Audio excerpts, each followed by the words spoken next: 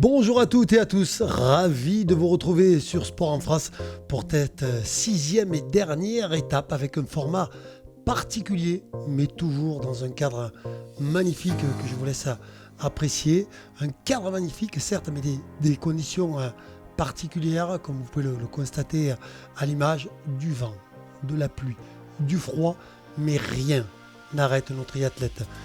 Un véritable sport, certes, mais qui demande plus que des qualités physiques, des qualités mentales, comme vous pouvez le constater, et cela dès le plus jeune âge.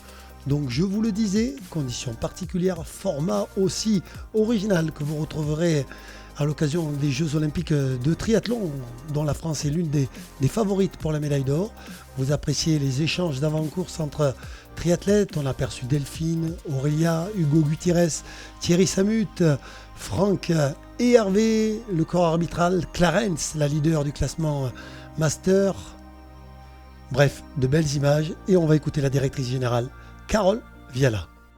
Ça a été une année de reprise après la Covid. On est heureux d'avoir pu réussir quand même à organiser 26 étapes. C'est vrai que c'est un événement qui nous tient à cœur et ça aurait été dommage qu'il disparaisse.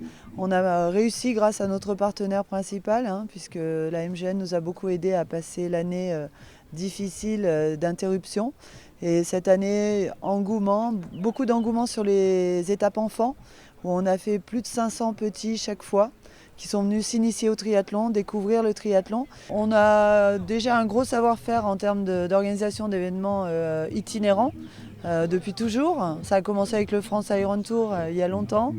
Et ce savoir-faire, on l'a adapté pour les enfants, mais aussi pour les adultes et les amateurs, puisque initialement le France Iron Tour c'était réservé à l'élite du triathlon.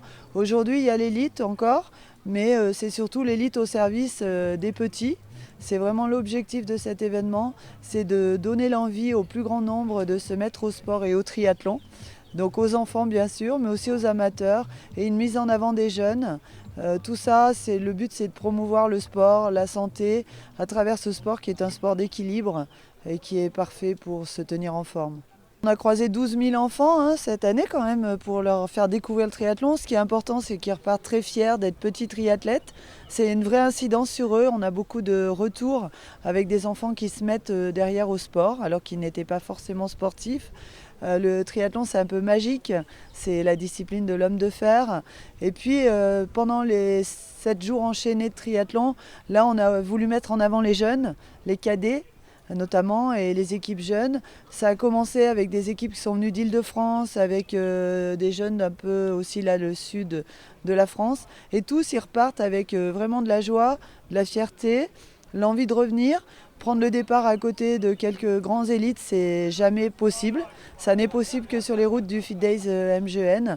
Et donc ça, c'est une vraie particularité. On y tient, on va continuer dans ce sens.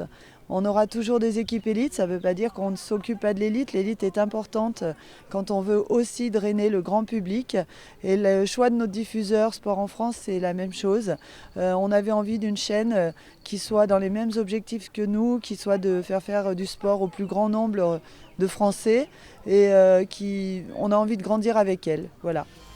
Oui, de beaux commentaires et de belles images qui expliquent la totalité de ce qu'est le triathlon grâce au Fit Days MGN. Vous le voyez, de la complicité malgré l'adversité. On voit à l'image Brice Debord et Saint-Zino-Lebeau qui coopèrent avant de prendre le départ. Les derniers checks, les derniers sourires. Vous vous rappelez, un relais mixte. Alors normalement, classiquement, ce sont les femmes qui débutent le relais puisque c'était des équipes de 4, 2 hommes, 2 femmes. Attention pour le départ. Chaud. La caméra aussi. C'est parti! Voilà, on voit en tête le jeune Hugo Gutiérrez qui a réalisé la totalité des étapes dans sa catégorie d'âge, suivi d'Hugo Benoît en élite et la troisième, une féminine. Oui, c'est elle qui mène le relais des équipes mixtes, Margot Garabédian. Alors là, il n'y a pas de doute, ça va nager fort, très très fort. Je vous laisse apprécier le style et les superbes images de vue aérienne, de drone, vous vous en doutez, qui permettent d'apprécier l'allure, le style et encore une fois le magnifique cadre de pratique naturel qui est proposé à la totalité des triathlètes à la Salvetat sur Agou. bonnet rose. Hugo Benoît, bonnet orange, Margot Garabédian. Sortie de l'eau, transition avec du dénivelé et un tantinet longue.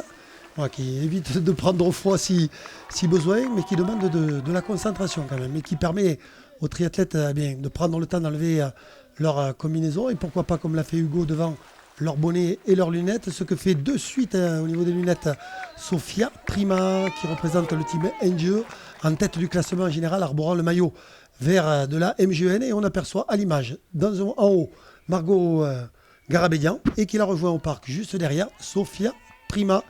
Oh, quelles sont belles ces images.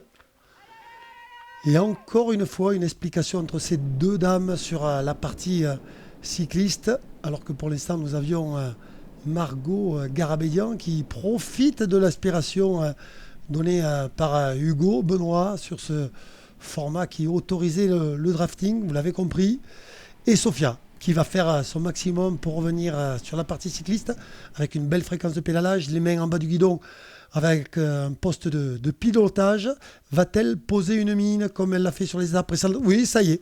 Un petit temps de repos pour planter la mine, l'accélération qui va bien, afin de ne pas permettre à Margot Garabédian de prendre l'aspiration et d'être dans l'économie. Il va falloir cravacher fort pour Margot. Voilà, les mains en bas du guidon qui permettent un meilleur pilotage, voilà, de la prudence, de l'efficacité et de la relance. Ah oui, c'est un véritable sport qui demande beaucoup de technicité, le vélo. Ça s'apprend dès le plus jeune âge.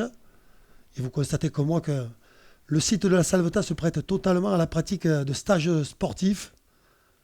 Bref, du bonheur, du plaisir. Voilà. Sébastien Cazol qui part à son tour sur la course à pied. Hugo Benoît des Sables Vendée qui est sorti en tête de la natation, qui ne participe pas en relais mix, faut-il le préciser. J'espère que les explications sont complètes et vous permettent de comprendre au mieux le déroulement de la course. Elle est là, Sofia. Elle a donc fait le trou dossard numéro 11, porteuse du maillot vert, leader féminin MGN, et Margot Garabédian qui rejoint le parc à vélo à son tour. Porteur du dossard numéro 1. Ça va être compliqué, mais elle va faire le maximum. Elle ne va rien lâcher pour s'octroyer en équipe la victoire, pourquoi pas. Avec forcément aussi les amateurs, les jeunes, comme Pauline, que vous connaissez, comme Lucie Gonon, avec le maillot Décathlon des meilleurs jeunes. Féminins. Voilà, les jeunes qui ont découvert le triathlon qui restent. Et les premiers relais, comme vous pouvez le constater, qui se déroulent entre la tente et l'arche d'arrivée.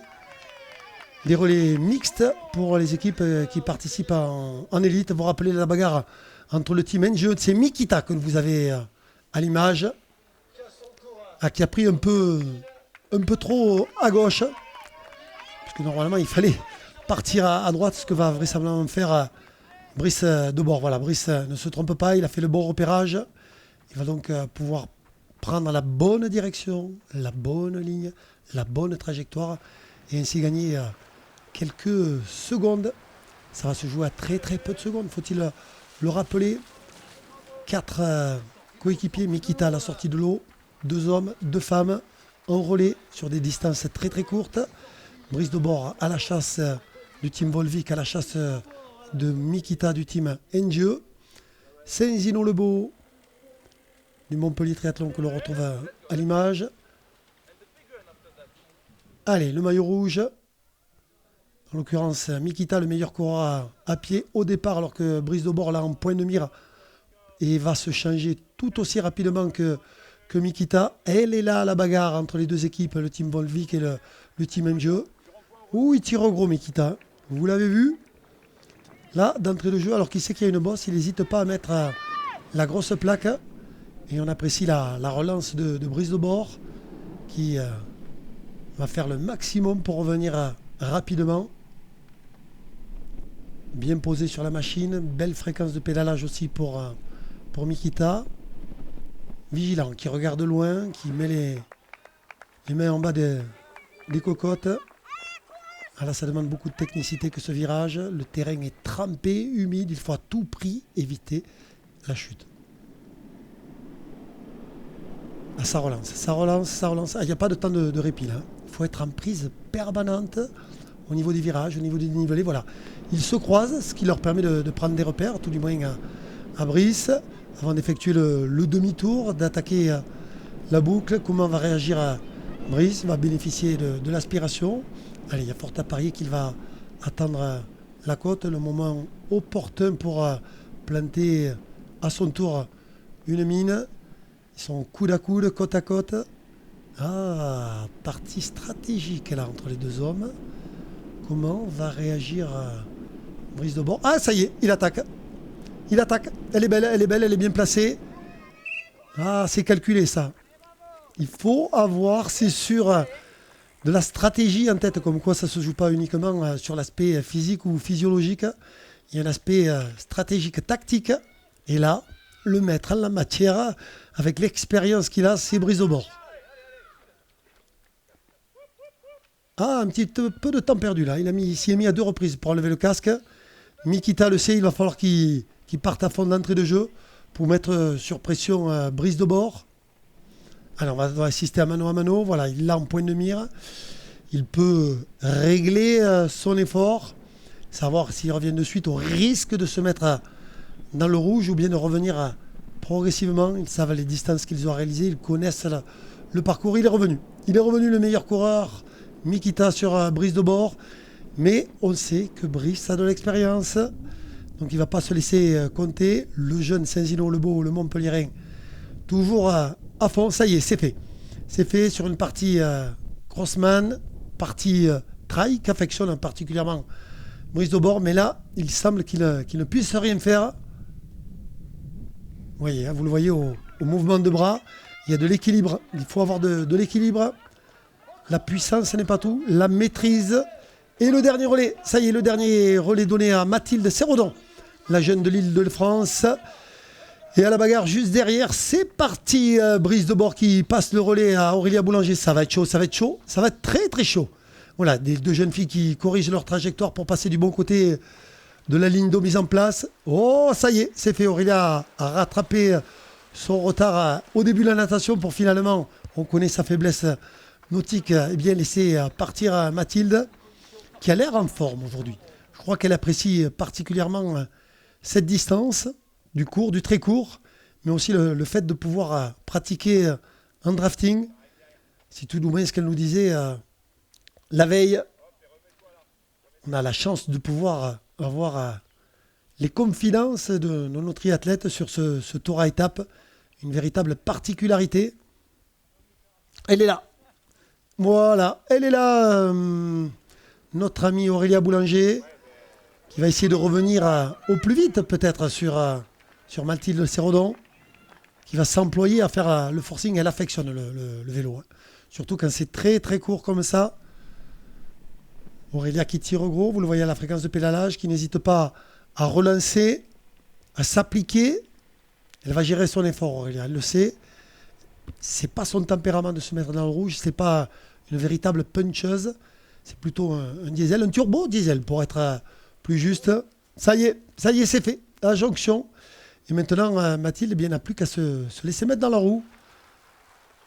Ah, c'est compliqué sur le plan technique, hein. Vous le voyez à la sortie de virage. Est-ce que Mathilde va réussir à retenir Aurélia? Non, Aurélia est partie à la faveur de cette côte, vous le constatez comme moi. Et elle enchaîne Aurélia. Allez, c'est la transition, la deuxième, la dernière, avant d'attaquer cette partie course à pied, hyper courte. Forcément, hyper rapide. Elle l'a fait, Aurélia, elle est revenue, puis elle a fait le trou sur Mathilde.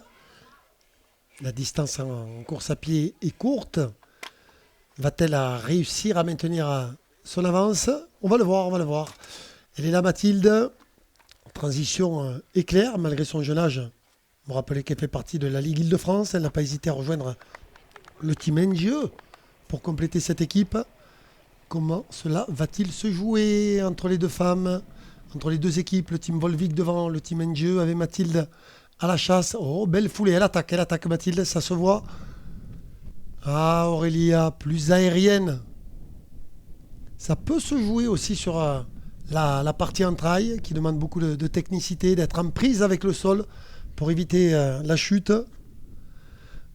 Ah ouais, elle s'arrache, Mathilde, on le voit, on l'a rarement vu comme ça depuis le début. On l'a rarement vu comme ça. Elle aura donc réussi à conserver son avance. Le dernier relais, c'est le boss du Field Day SMGN, Kyle Smith, qui prend le départ pour le Team Volvic. Et c'est parti pour ce dernier relais, le 4e. Ah, il va vite, un véritable hors-bord, Kyle Smith. Allez, les secouristes ont essayé de l'orienter de l'autre côté du bateau afin qu'il puisse prendre une meilleure trajectoire. Est-ce que Nathan Lesman, le Toulousain, lui aussi le dernier relayeur et le meilleur nageur, va-t-il réussir à revenir sur Kyle? Voilà, il semble que les écarts soient trop consistants, même si Nathan Lesman va s'employer. Kyle confirme, Kyle Smith, le Néo-Zélandais.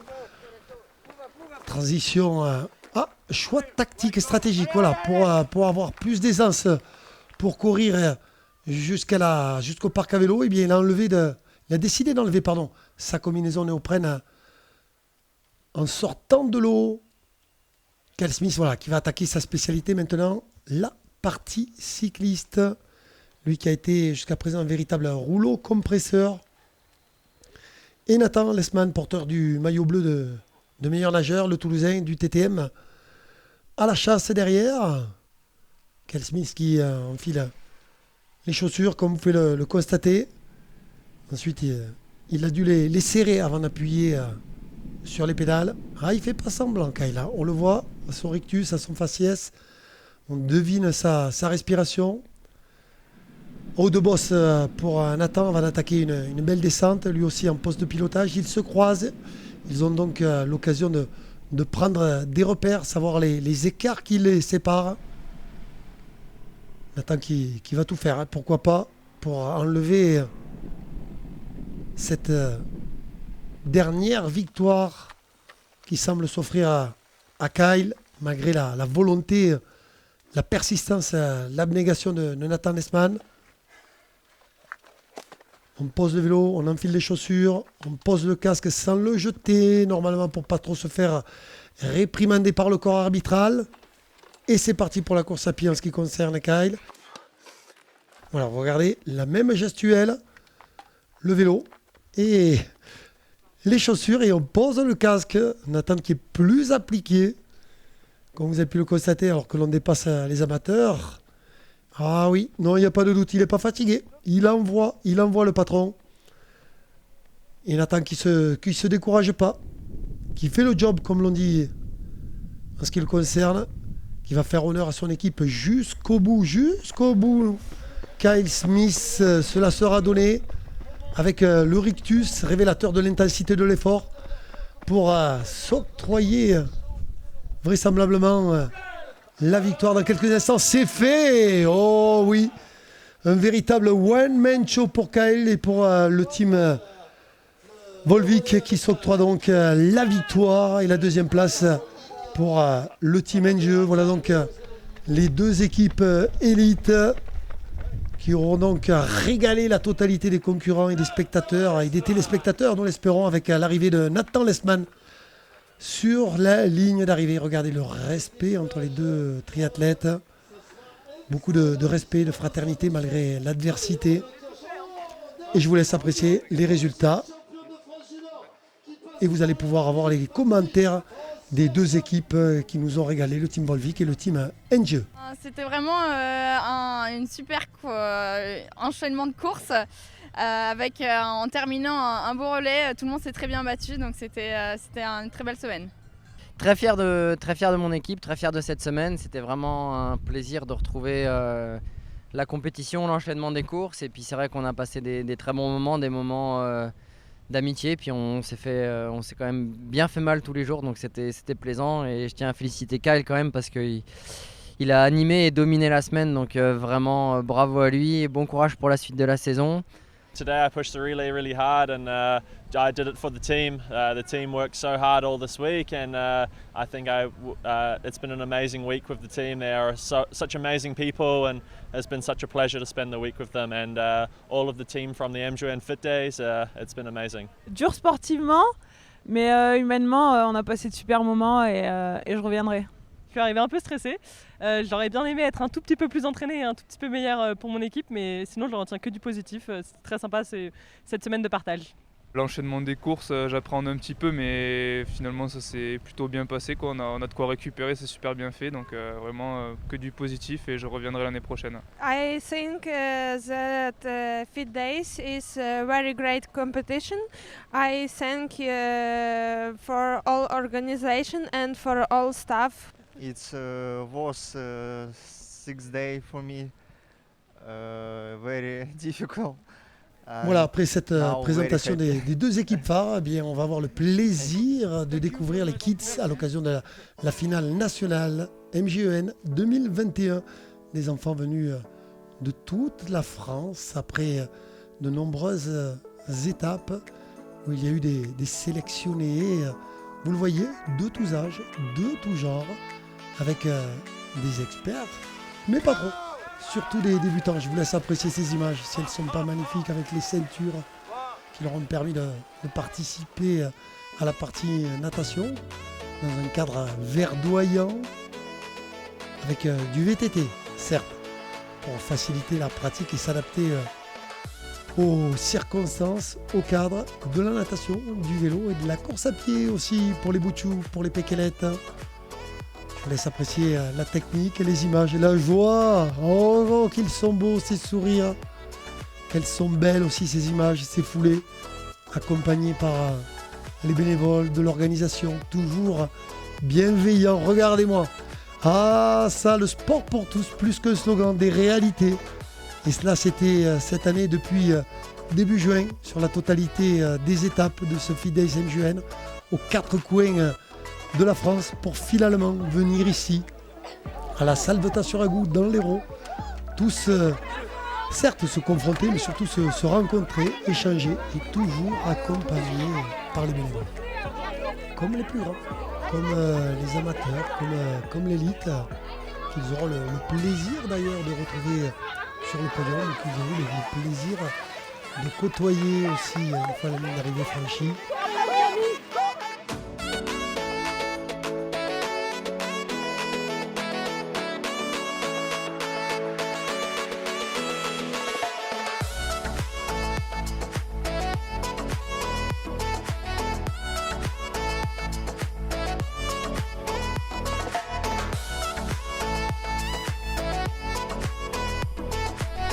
Et comme les plus grands, le petit sprint qui va bien pour terminer, pour gagner une place. Voilà, je vous laisse apprécier ces moments particuliers avec Aurélia Boulanger et sa nièce. Ils ont eu des champions et des championnes sur leur parcours pour les accompagner. Margot Garabédian, Michel Thomas, qui a fait beaucoup sur ce Fit Days MJEN pour les personnes porteuses de handicap. Les garçons avec les filles en même temps. Regardez si c'est pas beau ces mouvements. Les doigts vers le ciel. De la détermination, de l'application et la satisfaction des parents avec de belles photos. Et même le directeur de course, Jean-Philippe Diala, se fait plaisir d'accompagner les boutchous, les futurs champions, pourquoi pas. Dans tous les cas, on leur souhaite bien du plaisir sur leur prochain triathlon, car n'en doutons pas, on les reverra. On les reverra sur les triathlons aux 4 coins de la France, ou bien ici même l'année prochaine, pourquoi pas. Au Fit Days MJEN 2022, à peine arrivé et déjà accueilli par l'organisation. Je vous le disais, un parcours course à pied en forme de cross, le vélo en VTT, avec, faut-il le préciser, la totalité du matériel fourni par l'organisation. Ils sont vraiment dans le confort, accompagnés comme il se doit. J'ai nagé vite, j'ai pédalé vite, j'ai couru vite pour gagner.